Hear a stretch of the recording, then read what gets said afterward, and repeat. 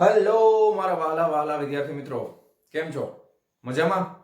મારું નામ છે ફલ્ગુન આદરોજા, હું રાજકોટથી છું અને તમે જોઈ રહ્યા છો ફિઝિક્સ વિથ ફલ્ગુન સર. અને વાલા વિદ્યાર્થી મિત્રો, અત્યારે આપણે જોઈ રહ્યા છીએ ધોરણ 11 ફિઝિક્સ ચેપ્ટર નંબર 3 સુરેખ પદ પર ગતિ અને એના સ્વાધ્યાયના દાખલાઓ. અને એમાં આપણે પહોંચ્યા છીએ સ્વાધ્યાયના 3.12 નંબરના દાખલા સુધી. બરાબર, તો આજે આપણે શરૂ કરવાના છીએ 3.12 નંબરનો દાખલો. તમારી પાસે ટેક્સ્ટ બુક હોવી જોઈએ, રકમ હું નથી લખતો, બરાબર. ટેક્સ્ટ બુકમાં વાંચતા જઈએ, તમારી પાસે પણ હોવી જોઈએ. જો શું કહે છે 3.12 નંબરનો દાખલો.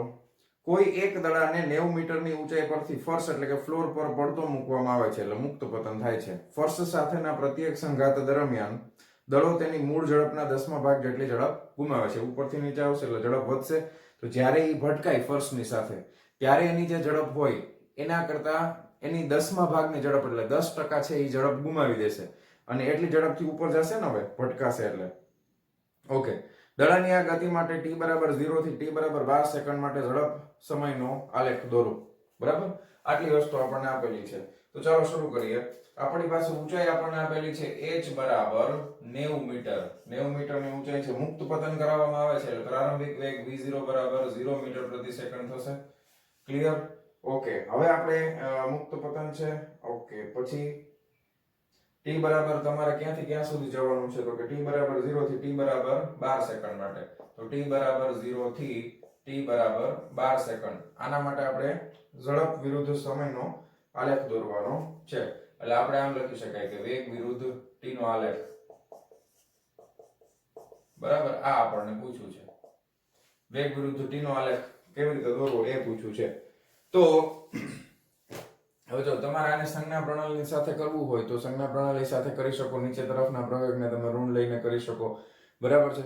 પણ આપણે હું એવું નથી કરતો અત્યારે. તમે એ રીતે કરી શકો, જવાબમાં કોઈ ફેર નહીં પડે.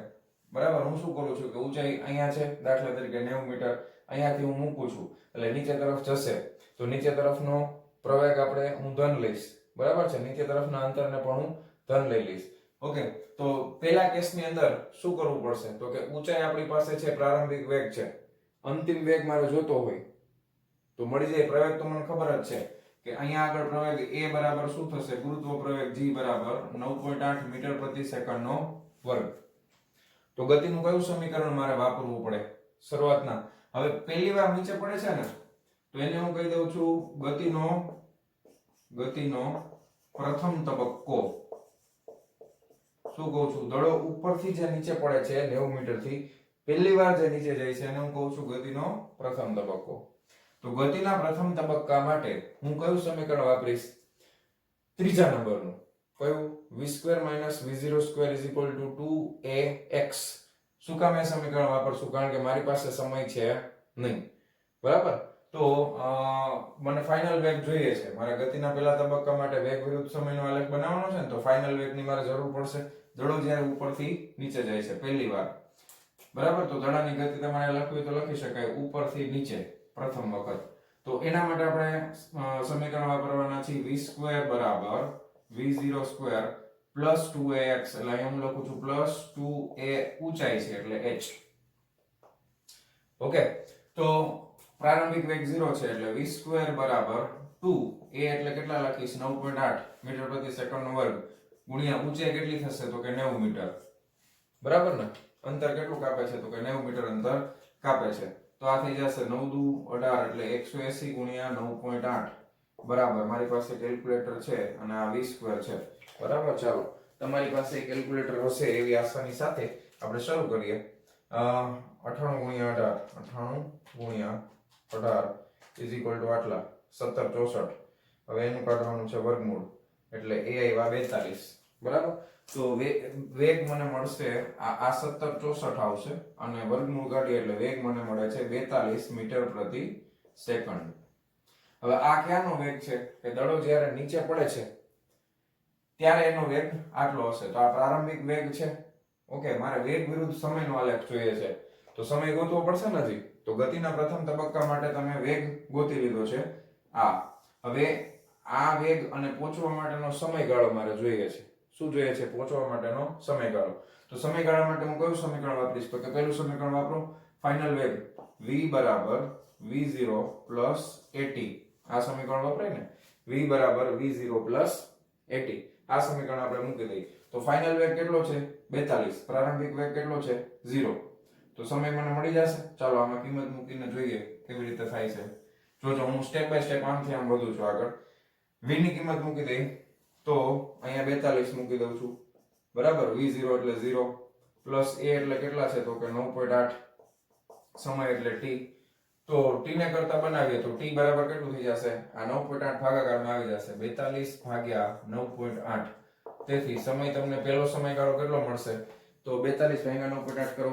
ચાલો 42 ભાગ્યા 9.8 તો એ મળશે 4.28 બરાબર. 4.28 મળે છે તો 4.28 સેકન્ડ થાય છે. કેટલો સમય લાગે છે 4.28 સેકન્ડ. તો આ પડવા માટેનો સમય છે એને આપણે દાખલા તરીકે t1 કહી દઈએ બરાબર. પહેલો સમયગાળો છે એને આપણે શું કહી દઈએ t1, પ્રથમ સમય છે ને. ઉપરથી નીચે પડવા માટે લાગતો સમય. તો દડો તમે મૂકો અને ત્યાંથી જમીન ઉપર પડ્યો ત્યાં સુધી ફાઇનલ એનો વેગ 42 છે અને એના પડવા માટે લાગતો સમય કેટલો છે 4.28 સેકન્ડ. હવે ત્યાંથી દડો ઉપર જશે એટલે હવે આપણે કરીએ છીએ બીજા નંબરનું ગતિનો બીજો તબક્કો. ગતિનો બીજો તબક્કો. હવે ગતિના બીજા તબક્કાની અંદર દડો ક્યાં જાય છે નીચેથી ઉપર. તો ગતિના બીજા તબક્કામાં પ્રારંભિક વેગ કેટલો થઈ જશે પ્રારંભિક વેગ. ગતિના બીજા તબક્કા માટે પ્રારંભિક વેગ v0 બરાબર શું થઈ જશે તો કે અહીંયા જે વેગ હતો એના 10% લેવાનો. તો અહીંયા જે વેગ છે v એના 10% મારે ગણવા છે. તો પ્રારંભિક વેગ કેટલો થઈ જશે આને આપણે શું નામ આપી દઈએ બીજો તબક્કો છે એટલે v02 નામ આપી દઈએ. તો પ્રારંભિક વેગ કેટલો થઈ જશે કારણ કે બધાયમાં v0 થઈ જશે તો સંજ્ઞા સરખી થઈ જશે. તો આ જે વેગ મળ્યો બરાબર 42 આને આપણે પાછું એક કામ કરીએ v1 નામ આપી દઈએ હાલો બરાબર. તમારું નામ ન આપો તો કઈ નહીં આપણે જવાબથી મતલબ હોય. તો આના કેટલા ટકા થાય છે તો કે આના 10% ઝડપ થશે. તો 10% 10% કોના 10% ઓફ કોના તો કે v1 ના. તો આને આ રીતે લખાય 10/100 ગુણ્યા બરાબર 10/100 ગુણ્યા v1 એટલે કેટલા થઈ જશે તો કે 42 બરાબર છે. 10% ગતિના બીજા તબક્કામાં બરાબર ને 10% ઝડપ ઘટી જાય છે એટલે આટલી ઝડપ જે છે એ ઘટે છે એવું કીધું છે. જો શું કીધું છે કે મૂળ ઝડપના 10મા ભાગ જેટલી ઝડપ ગુમાવે છે સોરી એક મિનિટ થોડુંક ફેરફાર કરીએ. મૂળ ઝડપના 10મા ભાગ જેટલી ઝડપ ગુમાવે છે એટલે હવે આપણે શરૂઆતનો બીજો વેગ છે એને કહી દઈશું v02 બરાબર. મૂળ ઝડપ કેટલી હતી તો કે મૂળ ઝડપ હતી v1 એમાંથી ગુમાવે છે એટલે માઈનસ કરવાની 10% બરાબર છે. 10% કોની 10% ઓફ v1 આવી રીતે લખાય. તો આ થઈ જશે v1 કેટલી છે તો કે 42 છે માઈનસ 10% એટલે 10/100 ગુણ્યા v1 એટલે 42 બરાબર. એક એક ગયા એટલે 42 માઈનસ સોરી 42 માઈનસ કેટલું થશે 4.2. ઓકે તો 42 માઈનસ 4.2 કરશું એટલે કેટલા આવે તો કે 42 માંથી 4 જાય એટલે 38, 38 માંથી 0.2 જાય એટલે 37.8 ઝડપ છે એટલે મીટર પ્રતિ સેકન્ડ. તો આ જે છે એ નીચેથી ઉપર તરફનો પ્રારંભિક વેગ છે. ક્યાંથી ક્યાં સુધીનો નીચેથી ઉપર તરફનો. સમજાણું? દડો નીચે ભટકાઈને ક્યાં જાય છે હવે ઉપર તરફ જાય છે તો એનો પ્રારંભિક વેગ આટલો છે. તો આ ગતિનો બીજો તબક્કો છે બરાબર. તો બીજા તબક્કામાં પ્રારંભિક વેગ છે. હવે ક્યાં સુધી મહત્તમ ઊંચાઈ પ્રાપ્ત કરશે ગુરુત્વાકર્ષણ બળની વિરુદ્ધમાં ઉપર જાય છે ને તો મહત્તમ ઊંચાઈ કેટલી પ્રાપ્ત કરે એ ગોતવું છે. તો વળી પાછું સમય આપણી પાસે છે નહીં તો કયું સૂત્ર આવે તો કે ત્રીજું સમીકરણ જ આવશે v² માઈનસ v0² બરાબર અહીંયા લખી v0² પ્લસ 2ax આમ લખી છે ને આપણે પ્લસ 2ax. પણ અહીંયા તમે જો દડો ક્યાં જાય છે ઉપર જઈને એનો પ્રારંભિક વેગ તમે હવે આ લેશો. શરૂઆત તમે નીચેથી કરો છો ને તો પ્રારંભિક આ અંતિમ વેગ થઈ જશે. તો અહીંયા આપણે લખશું v02 નો સ્ક્વેર બરાબર. v02 નો સ્ક્વેર આ પ્રારંભિક વેગ છે. અંતિમ વેગ કેટલો થઈ જશે ઉપર જશે એટલે અંતિમ વેગ થઈ જશે 0 બરાબર. એટલે અંતિમ વેગ માટે આપણે લખી શકાય કે v બરાબર 0 મીટર પ્રતિ સેકન્ડ થશે. અંતિમ વેગ 0 ઉપર પહોંચે છે ત્યારે તમે પ્રતિપ્રવેગી ગતિ કરો છો ને, ઉપર તરફ જાઓ છો એટલે એ જે છે એ કેવું આવે તો કે એ જે છે એ માઇનસ જી આવશે. એ બરાબર માઇનસ જી બરાબર -9.8 મીટર પ્રતિ સેકન્ડનો વર્ગ. અને ઉપરની ઊંચાઈ સુધી જાઓ છો એટલે x ની જગ્યાએ હવે આપણે શું મૂકી દેશું? x બરાબર h2 મૂકી દઈએ. મુક્ત પતનમાં શરૂઆત 90 મીટર થી કરી હતી, હવે ઉપર જાય છે અને h2 કહી દઈએ ધારો કે, બરાબર h2 અંતર કહી દઈએ. ચાલો ક્લિયર છે આટલું? હાલો તો હવે આમાં આપણે ખાલી કિંમત મૂકવાની છે. જોતા જાઓ કેવી રીતે કિંમત મૂકશું. તો કે આ 0 બરાબર પ્રારંભિક વેગ કેટલો છે? તો કે પ્રારંભિક વેગ છે 37.8, તો 37.8 નો વર્ગ બરાબર પ્લસ આ થઈ જશે માઈનસ થઈ જશે ને, સોરી આ શું થઈ જશે તો કે -2 આ 9.8 કારણ કે 9.8 માઈનસ છે ગુણ્યા મને અંતર મળશે x બરાબર h2. કેટલી ઊંચાઈ સુધી પહોંચે છે એ મને મળી જશે. એટલે માઈનસ વાળું પદ છે આ બાજુ લઈ લઈ અને આને આના ભાગાકારમાં કરી દઈએ એટલે ઊંચાઈ બીજા તબક્કામાં મને કેટલી મળશે ધ્યાનથી સમજજો. 37.8 નો વર્ગ કરી નાખું પહેલા, હારે હારે કરતા જાય. 37.8 ગુણ્યા 37.8 એટલે આવે છે 1428.84. કેટલા આવ્યા તો કે આ આવ્યા 1428.84 ના ભાગાકારમાં. જો આ માઈનસ વાળું પદ અહીંયા આવ્યું પછી આ જે છે એ છેદમાં વહી જશે ને, અને એના ભાગાકારમાં આવશે 9.8 અને એના પાછા ભાગાકારમાં 2. તો આ મને મળે છે 72.9. આ 9.8 into 2 તો આ મને મળ્યું 72.9 મીટર. બરાબર પેલા શરૂઆતમાં કેટલી હતી ઊંચાઈ? 90 મીટર. હવે કેટલી થઈ ગઈ? 72.9 મીટર ઊંચાઈ થઈ ગઈ. ઉપર પહોંચવા માટે કેટલી ઊંચાઈ લાગી તો કે 72.9 મીટર ઊંચાઈ થાય છે. હવે આપણે ઊંચાઈનું કંઈ કામ નથી, બરાબર. પ્રારંભિક વેગ તમારી પાસે કેટલો આવ્યો તો કે પ્રારંભિક વેગ હતો 37.8 મીટર. આટલી ઊંચાઈએ પહોંચવા માટે સમય મારે જોઈએ છે ખાસ તો, બરાબર. આટલી ઊંચાઈએ પહોંચશે ત્યારે સમય કેટલો લાગશે એ મારે જોઈએ છે. તો ચાલો હવે સમય ગોતવા માટે શું મૂકશું આપણે? ગતિનું કયું સમીકરણ? બરાબર ગતિનું ફર્સ્ટ સમીકરણ મૂકશું v બરાબર v0 પ્લસ at. હવે નીચેથી ઉપર જાય છે, નીચેથી ઉપર જઈએ છીએ તો ફાઇનલી એનો વેગ કેટલો થશે તો કે ફાઇનલ વેગ થઈ જવાનો છે 0. બરાબર. હવે આ પ્રારંભમાં તમે શરૂ કર્યો છે તો v02 આવશે ને, અહીંયા શું આવશે? v02. ઉપર તરફ જાઓ છો તમે, ક્યાં જાઓ છો? ઉપર તરફ જાઓ છો તો એની જગ્યાએ હું શું લખી નાખીશ? -g અને સમય માટે લખી નાખશું t. ઓકે તો આ થઈ જશે v02 પ્રારંભિક વેગ કેટલો છે તો કે 37.8. ઓકે માઈનસ g એટલે કેટલા આવશે? 9.8 into t. ક્લિયર? તો આ સમય મને મળી જશે t બરાબર 37.8 ભાગ્યા 9.8 બરાબર કેટલું આવશે જોજો? 37.8 divided by 9.8 તો 3.85 આવે છે. કેટલું આવે છે? 3.85 3.857 આવે છે. તો આ મને મળશે 3.857 નથી લખતા પાછળનું ડિજિટ સેકન્ડ. ઓકે હવે ઉપર જવા માટે જેટલો સમય લાગશે ત્યાંથી વળી પાછું નીચે આવશે એટલા ને એટલા વેગથી. એટલે ઉપર જવા માટેનો સમય અને નીચે આવવા માટેનો સમય, બરાબર ટોટલ ધ્યાન આપજો તમે. ગતિના બીજા તબક્કામાં બેડો નીચેથી ઉપર જાય છે અને ઉપરથી પાછો નીચે ભટકાશે. એટલે જેટલા પ્રારંભિક વેગથી એને શરૂ કર્યું હશે, જેટલા પ્રારંભિક વેગથી એને શરૂ કર્યું હશે એટલા જ પ્રારંભિક વેગથી એ નીચે પાછો ભટકાશે ઉપર જઈને, કારણ કે આપણે હવાનો અવરોધ અવગણેલો છે. અને સમય છે એ બે વખત તમે ગણો એટલે કુલ સમય ઉપરથી નીચે આવવા માટે કેટલો લાગે તો કે 2t જેટલો લાગશે. તો કુલ સમય છે એ દાખલા તરીકે પહેલી વખત જે છે સમય બરાબર આ ઉપર ગયો અને ઉપરથી પાછો નીચે આવશે એટલે આને આપણે કરી દઈએ કુલ સમય બરાબર કેટલો થઈ જશે? t2 બરાબર 2 multiplied by t. આને ગુણ્યા 2 કરવું પડે એટલે 3.85 ગુણ્યા 2 કરો એટલે આવે છે 7.71 7.70 7.7 સેકન્ડ. ઓકે 7.7 સેકન્ડનો સમય લાગે છે ઉપરથી નીચે માટે. ક્લિયર છે આટલી વસ્તુ? તો આ કેટલી થઈ ગઈ જો 7 ને 3 10 ને 11 11 ને 12 સેકન્ડ જેટલો સમય થઈ ગયો ઉપરથી નીચે આવી ગયું ત્યારે. ક્લિયર છે આટલું?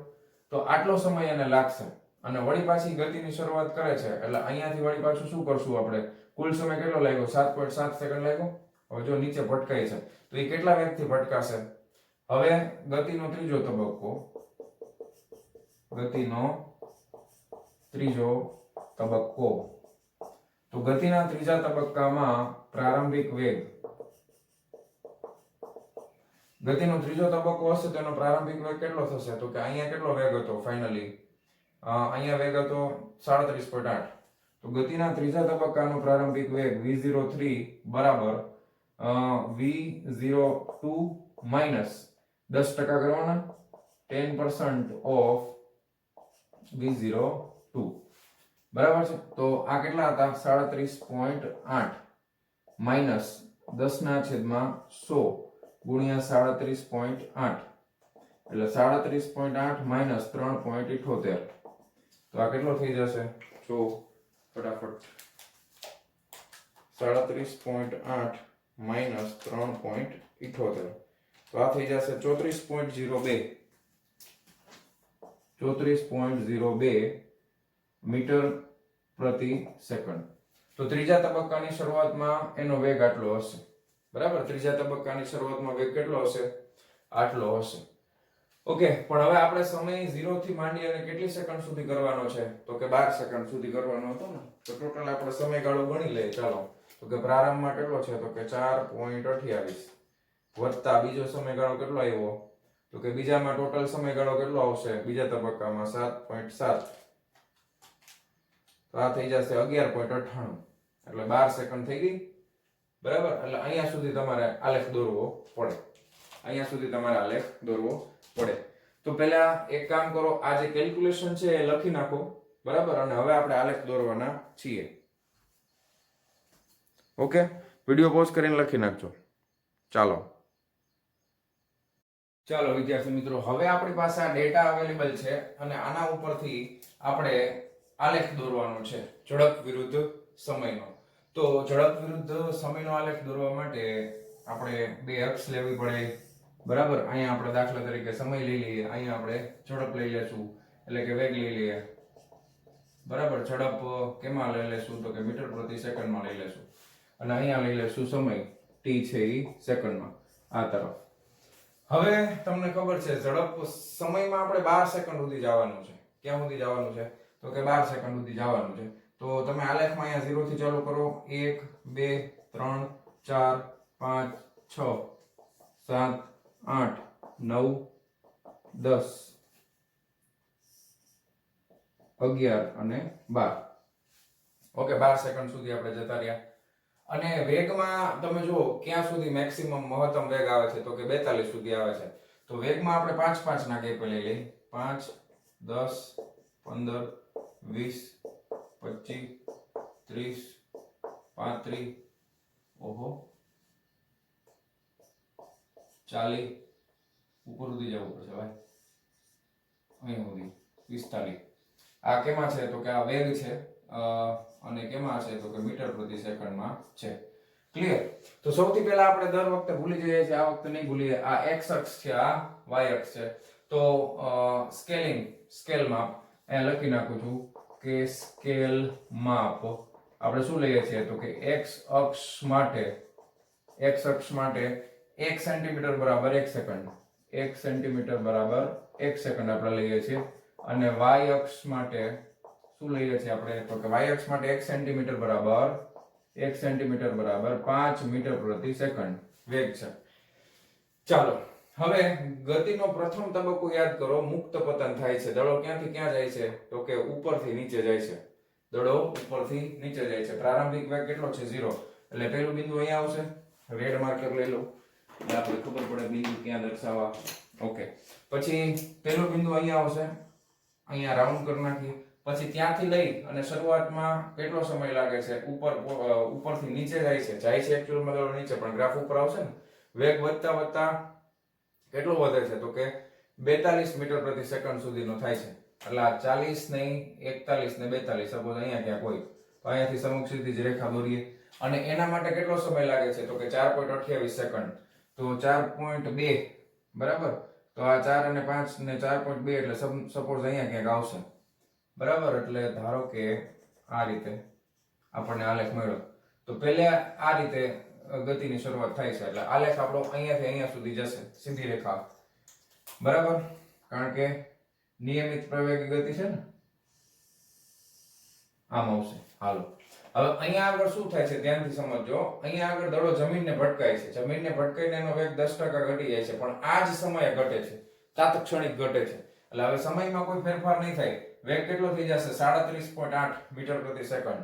હવે 37.8 છે એટલે 35 પછી 36 ને 37.8 સપોઝ અહીંયા ક્યાંક છે 37.8. એટલે અહીંયા હું લખી નાખું છું 37.8 બરાબર. અને આ કેટલું છે તો કે આ છે આપણી પાસે 42. તો આ 37.8 સુધી આવ્યા તો અહીંયા સુધી પહોંચશે એટલે ગ્રાફ આપણો અહીંયા આવશે. સમય નહીં બદલાય, ધ્યાનથી સમજજો, સમય બદલાશે નહીં. હાલો હવે આગળ વધીએ. તો કે હવે દડો છે એ નીચેથી પાછો ઉપર જાય છે ને. દડો ક્યાં જાય છે તો કે નીચેથી પાછો ઉપર જાય છે. ઉપર તરફ જાય છે તો હવે ઉપર આપણે 0 થી શરૂઆત અહીંયા ઝડપથી શરૂઆત કરી ને. તો પ્રારંભિક ઝડપ કેટલી છે હવે બીજા કેસની અંદર આટલી. હવે એને પહોંચવા માટે કેટલો સમય લાગે છે તો કે 3.65 સેકન્ડ જેટલો લાગે છે. તો કુલ સમય જો પહેલા ઉપરથી નીચે આવ્યો ત્યારે 4.28, નીચેથી ઉપર જાય છે ત્યારે 3.85. તો 4.28 વત્તા 3.85 કરવા પડે કે નહીં? 4.28 વત્તા 3.85 તો 8.13 સેકન્ડ લાગી. કેટલી? 8.13. એટલે 8.13 એટલે સમથિંગ અહીંયા ક્યાંક આવશે. 8.13 અહીંયા ક્યાંક આવે છે. ક્લિયર? એટલે મારો ગ્રાફ જે છે અને 8.13 જેટલો સમય લાગે છે ત્યારે એની ઝડપ પાછી કેટલી થઈ જશે 0. ઉપર પહોંચે છે એટલે 0 થઈ જાય છે ને. તો હવે ગ્રાફમાં સીધે સીધું આ બે બિંદુઓને જોડવાના છે આપણે. ધ્યાનથી જોજો આ રીતે 8.13 છે, સમજી લો. ચાલો બરાબર 8.13 છે. ચાલો હવે અહીંયાથી જો પછી હું પાછું બીજું લખતો જાઉં કે આ ગતિ ક્યાં છે તો કે આ નીચે તરફ છે અથવા તો આ પ્રથમ તબક્કો છે બરાબર. પછી આ ગતિ નીચેથી ઉપર ગયો, હવે ઉપરથી આ બીજો તબક્કો છે બરાબર. આપણે બીજો તબક્કો કીધું હતું ને આને. અને નીચેથી નચી તરફ નીચે તરફ, નચી નહીં નીચે આવે યાર, શું યાર, નીચે તરફ, આ ઉપર તરફ છે. હા હવે બીજા તબક્કામાં પહેલો ભાગ છે આ ઉપર તરફ. હવે ઉપર જશે અને ત્યાંથી વળી પાછી ગતિ ક્યાં સુધી પહોંચે છે મહત્તમ ગતિ તો કે વળી પાછી જો બીજા તબક્કામાં ઉપર તરફની ગતિ છે ને નીચે તરફ, નીચેથી ભટકાઈને ઉપર ગયું, ઉપર એની ગતિ થઈ ગઈ 0. 0 થી વળી પાછી ક્યાં સુધી આવે મહત્તમમાં? નીચે પહોંચે ત્યારે પાછી 37.8 સુધી આવે. એટલે આને પાછી આમ એક્સટેન્ડ કરવી પડે. હવે આ જે છે ને લખેલું હોય તમે લખી નાખજો. એટલે પાછી ગ્રાફમાં આવું જ થાય દર વખતે, બોર્ડ નાનું પડે.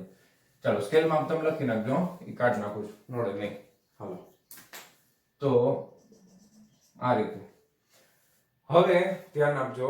આ 38.7 વળી પાછો કેટલો સમય લાગે છે તો કે 3.85 જેટલો લાગે છે બરાબર. એટલે 8.13 આનો સરવાળો કેટલો આવ્યો તો 8.13 વત્તા મારે કરવાના 3.85 એટલે 11.98 એટલે 12 સેકન્ડનો સમય થઈ જશે. 11.98 એટલે કેટલો થઈ જશે? 11.98 એટલે ઓલમોસ્ટ 12 જ ગણાય ને. એટલે હવે આ સમય થઈ જાય છે 12 સેકન્ડ. એટલે અહીંયાથી મારે શિરોલંબ રેખા દોરવી પડે. હાલો તો આ બિંદુ મને મળે છે બરાબર. Okay 37.8 12 second. ઓકે તો અહીંયાથી શરૂ કરીને આમ સુધી જશે બરાબર ઉપર તરફ. આ ક્યાં જાય છે તો કે આ નીચે તરફ.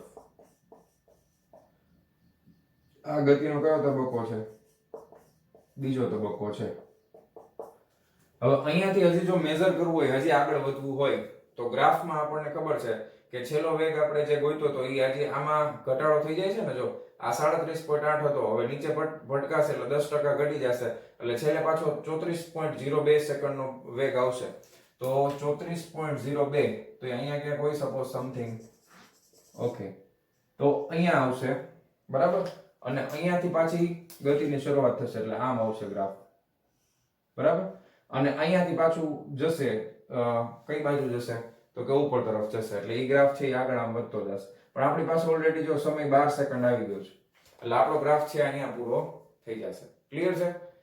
ઓકે, તો આ હતો સ્વાધ્યાયનો 3.12 નંબરનો દાખલો. ગ્રાફ વ્યવસ્થિત રીતે દોરી નાખજો, વિડિયો પોઝ કરીને. ચાલો જવા દઉં છું. ચાલો વિદ્યાર્થી મિત્રો, હવે આપણે જોવાના છીએ સ્વાધ્યાયનો 3.13 નંબરનો પ્રશ્ન. શું કહે છે કે ઉદાહરણ સહિત બંને તફાવતો સ્પષ્ટ કરો.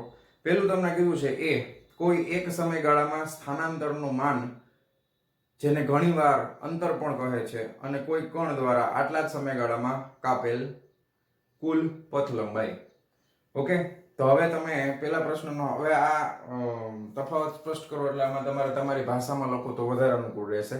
હું તમને માત્ર સમજાવી દઉં છું. ઓલરેડી જો તમે થિયરી લેક્ચર જોયેલા હશે તો તમને આનો જવાબ એની મેળે આવડી જાય, આમાં કઈ એવું બધું ખાસ નથી. સ્થાનાંતરનું માન અને કુલ પથ લંબાઈ. સ્થાનાંતર એટલે કણના અંતિમ સ્થાન અને પ્રારંભિક સ્થાન વચ્ચેનું અંતર, અને પથ લંબાઈ એટલે શું થશે તો કે પથ લંબાઈ એટલે પદાર્થે કાપેલું કુલ અંતર. આ જે તફાવત છે એ તફાવત જ મેઇન વસ્તુ છે. હવે આને આપણે ઉદાહરણ દ્વારા સમજવાનો પ્રયત્ન કરીએ. દાખલા તરીકે કોઈ એક પદાર્થ છે, ગાડીવાળું ઉદાહરણ તમને યાદ જ હશે. આ દાખલા તરીકે A થી B સુધી જાય છે, પછી અહીંથી વળાંક મારીને C સુધી આવે છે. ઓકે, તો હવે આપણે કોણ પદાર્થ માટે શું લઈ લઈએ તો કે ગતિ ક્યાંથી ક્યાં સુધી કરે છે? A થી B સુધી કરે. પદાર્થ માટે જો A થી B સુધી પહોંચે તો સ્થાનાંતર બરાબર AB બરાબર પથ લંબાઈ, બે સરખા જ થાય, બરાબર. પરંતુ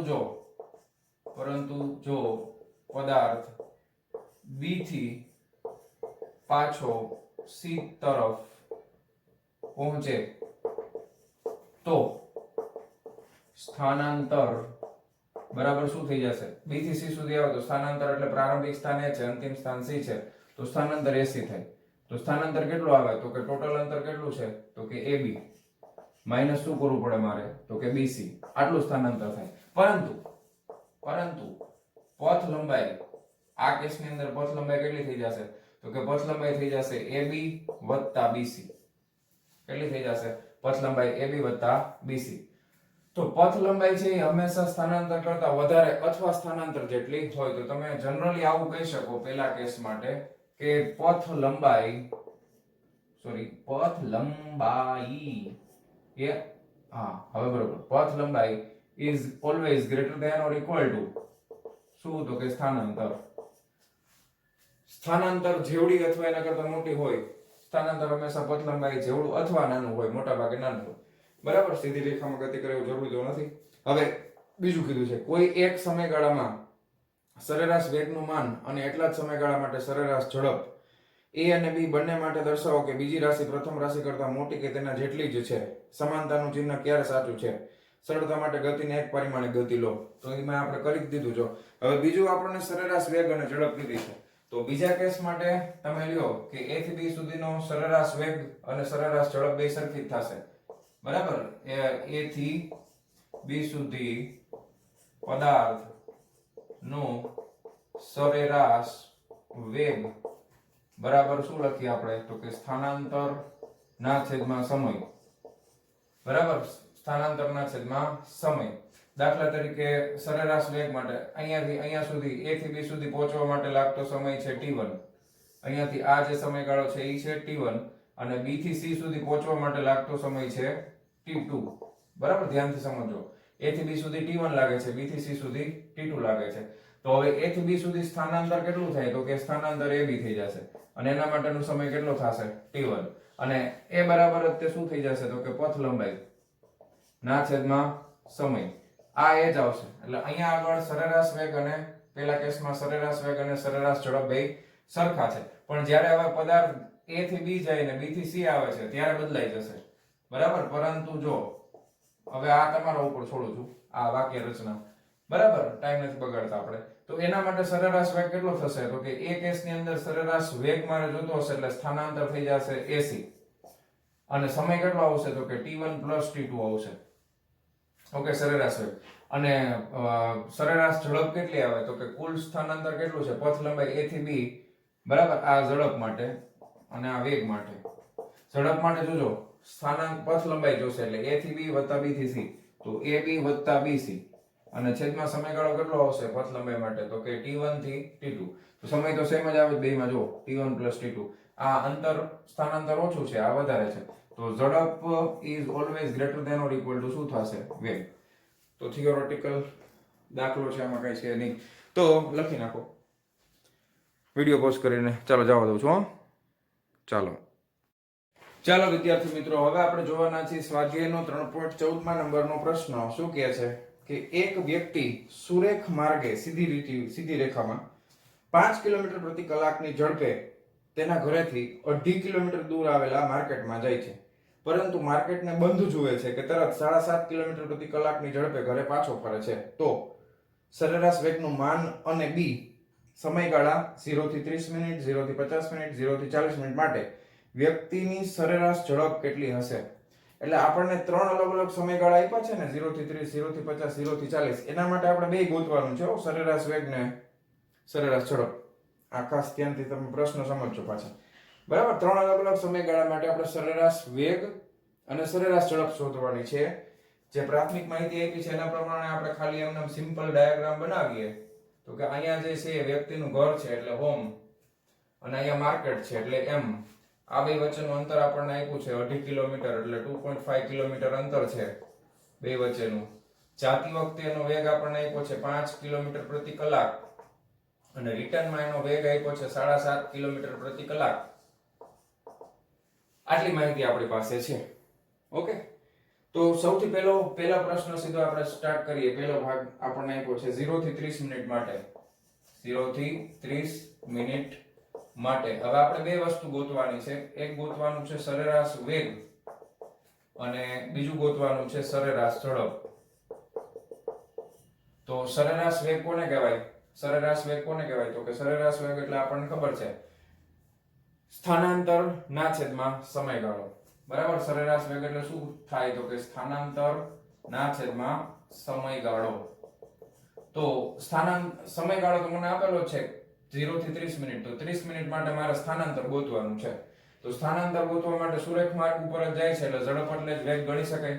તો 30 મિનિટમાં કરેલું સ્થાનાંતર ગોતવું પડશે ને, તો 30 મિનિટમાં થયેલ સ્થાનાંતરો. ઓકે, 30 મિનિટમાં થયેલ સ્થાનાંતર બરાબર શું થશે તો કે વેગ ગુણ્યા સમય. 30 મિનિટમાં વેગ ગુણ્યા સમય. તો પહેલી 30 મિનિટમાં વેગ ગુણ્યા સમય આપણે કરીએ તો વેગ ગુણ્યા સમય તમે કરશો એટલે 5 કિલોમીટર પ્રતિ કલાક છે. તો 5 કિલોમીટર પ્રતિ કલાક તમે વેગ લીધો, ના ગુણાકારમાં સમય તમે લ્યો છો 30 મિનિટ, ના છેદમાં 60 કરવું પડે, બરાબર ને. કલાકમાં ફેરવવું પડશે ને, મિનિટ તો હાલે નહીં. વેગ તમે કિલોમીટર પ્રતિ કલાકમાં, સમય તમે મિનિટમાં ન લઈ શકો. તો આ થઈ ગયું 2, એટલે આ કેટલા થઈ ગયા તો કે 2.5. સ્થાનાંતર કેટલું થશે 2.5 કિલોમીટર. 2.5 કિલોમીટર જેટલું સ્થાનાંતર થાય. કેટલું સ્થાનાંતર થાય? 2.5 કિલોમીટર જેટલું સ્થાનાંતર થાય. તો બે વચ્ચેનું અંતર જ 2.5 કિલોમીટર છે, તો 2.5 કિલોમીટર માટે વેગ તો ઝડપ તો આપેલી છે. તો સમજાય તમને? પહેલા પ્રશ્નનો જવાબ આ જ આવશે 5 કિલોમીટર પ્રતિ કલાક. એક વસ્તુ નોટિસ કરો તમે, એમના કોમન સેન્સ થી વિચારો ને, 2.5 કિલોમીટરનું અંતર છે, ઝડપ કેટલી છે 5 કિલોમીટર પ્રતિ કલાક, એટલે 1 કલાકમાં કેટલા કિલોમીટર હાલે 5, તો અડધી કલાકમાં કેટલા હાલે 2.5 હાલે ને. સમજાય છે ને તમને? એટલે પહેલી 30 મિનિટમાં ભાઈ ક્યાં પહોંચી જાય છે તો કે ઘરેથી માર્કેટ પહોંચી જાય છે. તો એના માટે આપણે સરેરાશ વેગ લખવો એટલે ફરી પાછું આનું આ જ લખવાનું થાય. સ્થાનાંતર કેટલું તો કે 2.5 કિલોમીટર, અને સમયગાળો કેટલો તો કે 30 મિનિટ છે, એટલે 30 ના છેદમાં 60 કરી નાખીએ તો આ થઈ ગયું 3 દુ 6, એટલે 5 કિલોમીટર પ્રતિ કલાક આવે. અને એ જ રીતે સરેરાશ ઝડપ એટલે શું લખાય તો કે પથ લંબાઈ લખવી પડે. એમાં શું લખવું પડે? પથ લંબાઈના છેદમાં સમયગાળો. હવે આમાં તમે ગણતરી ન કરો ને એમ નામ લખી નાખો કે પથ લંબાઈ બરાબર જ તે શું છે તો કે સ્થાનાંતર છે, કારણ કે પહેલી 30 મિનિટમાં પથ લંબાઈ એટલું સ્થાનાંતર થાય છે, તેથી સરેરાશ વેગ બરાબર સરેરાશ ઝડપ, કાંઈ ફેર પડે નહીં. તો સરેરાશ વેગ અને સરેરાશ ઝડપ છે સરખી, તો સરેરાશ ઝડપ એ કેટલી આવશે? સરેરાશ ઝડપ બરાબર 5 કિલોમીટર પ્રતિ કલાક. સમજાઈ ગયું? તો પહેલી 0 થી 30 મિનિટ માટે કામ પૂરું થઈ ગયું. બે સરખું જ થશે ને, કારણ કે સીધી રેખા ઉપર છે એટલે આપણને ખબર છે પથ લંબાઈ અને સ્થાનાંતર બે સરખા થાય, તો બે સમાન જ આવે. સરેરાશ વેગ અને સરેરાશ ઝડપ બે સમાન આવશે. પછી બીજા કેસમાં 0 થી 50 મિનિટ છે. 0 થી 50 મિનિટ. હવે આમાં ધ્યાનથી તમે જોજો. 0 થી 50 મિનિટ છે તો એના માટે મારે સરેરાશ વેગ અને સરેરાશ સમય ગોતવાનો છે. એટલે પહેલી 30 મિનિટમાં વ્યક્તિ અહીંયા પહોંચે છે, અહીંયાથી યુ ટર્ન મારી નામ જાય છે ને, સમજાય છે તમને? તો પહેલી 30 મિનિટમાં કપાયેલું અંતર કેટલું થાય? તો કે પહેલી 30 મિનિટમાં મને ખબર છે 5 કિલોમીટર સોરી 2.5 કિલોમીટર અંતર કપાઈ ગયું છે. તો બાકીની મારે 20 મિનિટ માટે ગોતવું પડે ને, બાકીની 20 મિનિટ માટે ગોતવું પડે. તો કે પ્રથમ, કારણ કે અહીંયા ગણતરી કરેલી છે, અલગથી પૂછ્યું હોય તો બધું પાછું પહેલેથી કરવું પડે.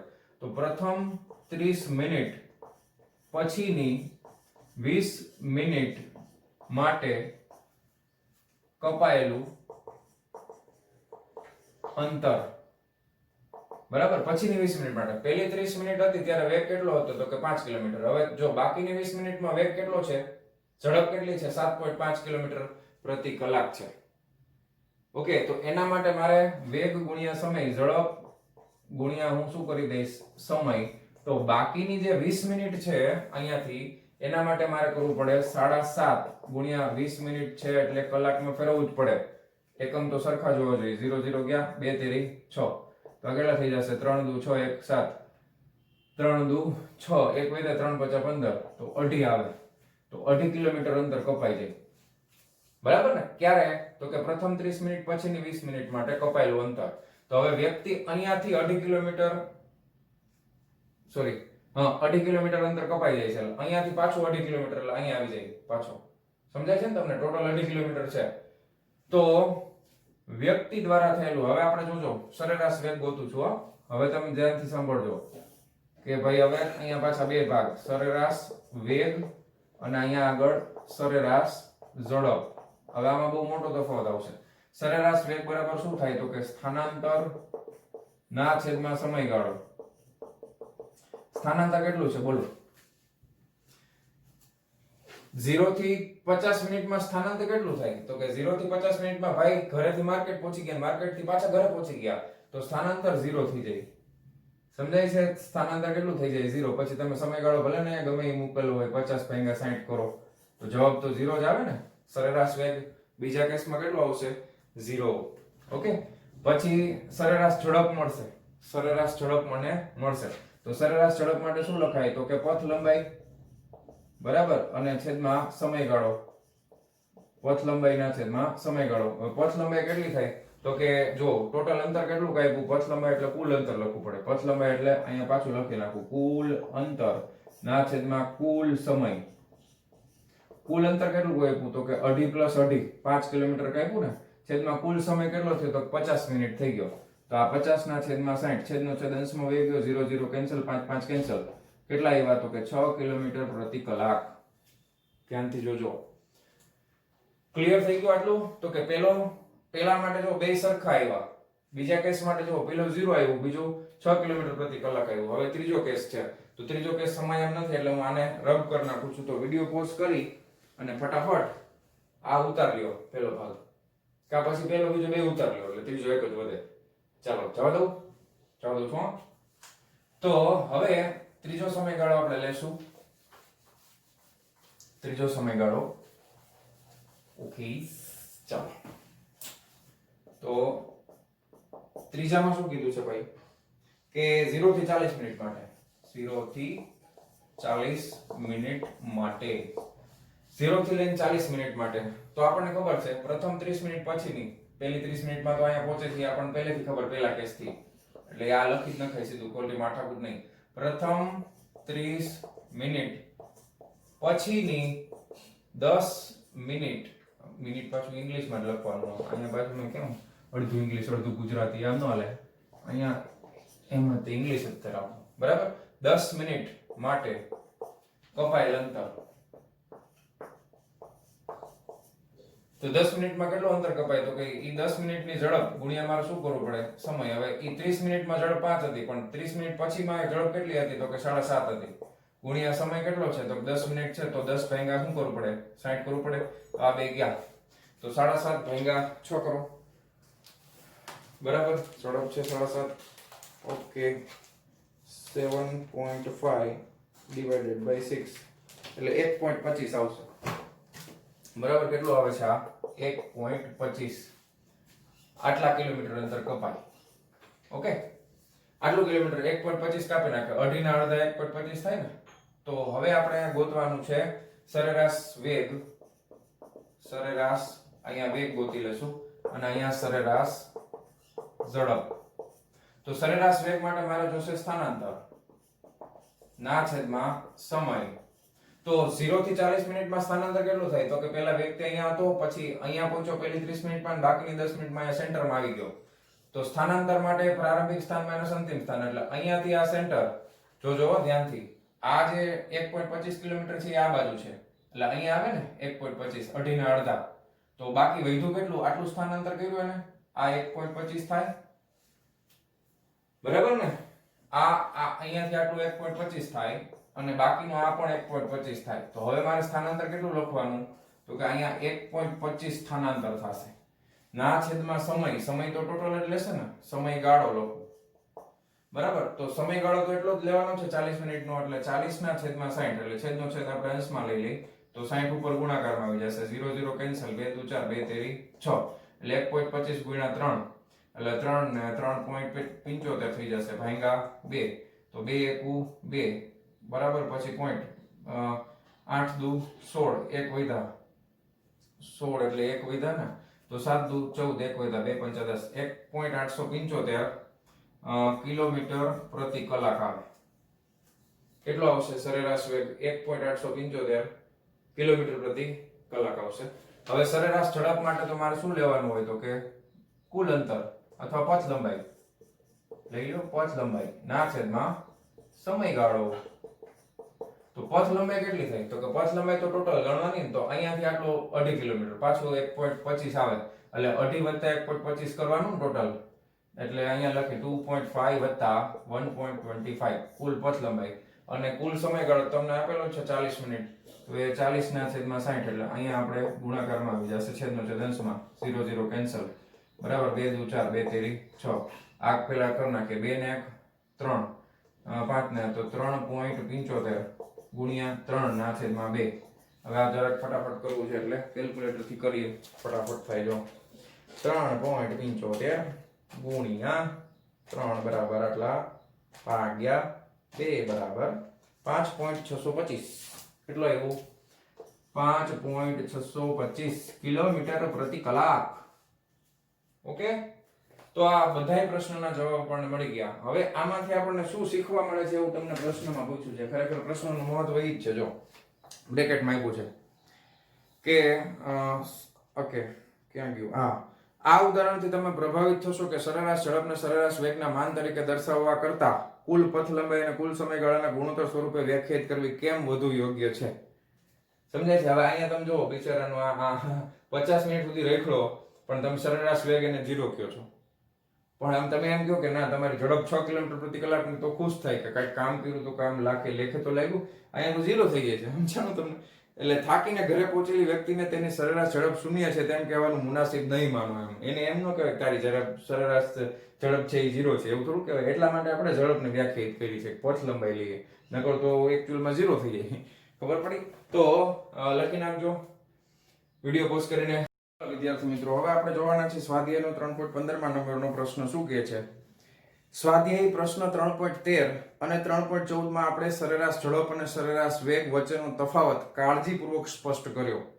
તાત્ક્ષણિક ઝડપ અને તાત્ક્ષણિક વેગ માટે આવા તફાવત પર વિચાર કરવો આવશ્યક નથી. તાત્ક્ષણિક ઝડપ હંમેશા તાત્ક્ષણિક વેગના માન જેટલી હોય છે. શા માટે? એટલે કે તાત્ક્ષણિક ઝડપ અને તાત્ક્ષણિક વેગ બે સમાન હોય છે. એનું કારણ શું છે તમે યાદ કરો કે જ્યારે આપણે તાત્ક્ષણિક શબ્દ યુઝ કરીએ છીએ ત્યારે આપણે શૂન્યવત સમયનો ગાળો લઈએ છીએ. કયો? શૂન્યવત. તો શૂન્યવત સમયનો ગાળો એટલે એટલો સૂક્ષ્મ સમયનો ગાળો. તો એટલા સૂક્ષ્મ સમય માટે જે કંઈ પણ સ્થાનાંતર હશે એ જ એની પથ લંબાઈ હશે. એટલું સૂક્ષ્મ સ્થાનાંતર અને એટલું જ સૂક્ષ્મ એની પથ લંબાઈ હોય તો બે હંમેશા સરખા જ થાય તાત્ક્ષણિક વેગ માટે. ક્લિયર છે? તો એટલા માટે આપણે તાત્ક્ષણિક વેગ માટે સરેરાશ વેગ તાત્ક્ષણિક વેગ કે તાત્ક્ષણિક ઝડપ એવો શબ્દ પ્રયોગ કરતા નથી, કારણ કે બે કેવા છે? સરખા છે. તો વાલા વિદ્યાર્થી મિત્રો, આજનો લેક્ચર આપણે સ્વાધ્યાયના 3.15મા નંબરના પ્રશ્ન પાસે પૂરો કરીએ છીએ. મળીએ છીએ નેક્સ્ટ વિડિયો લેક્ચરમાં આના પછીના સ્વાધ્યાયના પ્રશ્નોની સાથે. ત્યાં સુધી આવજો.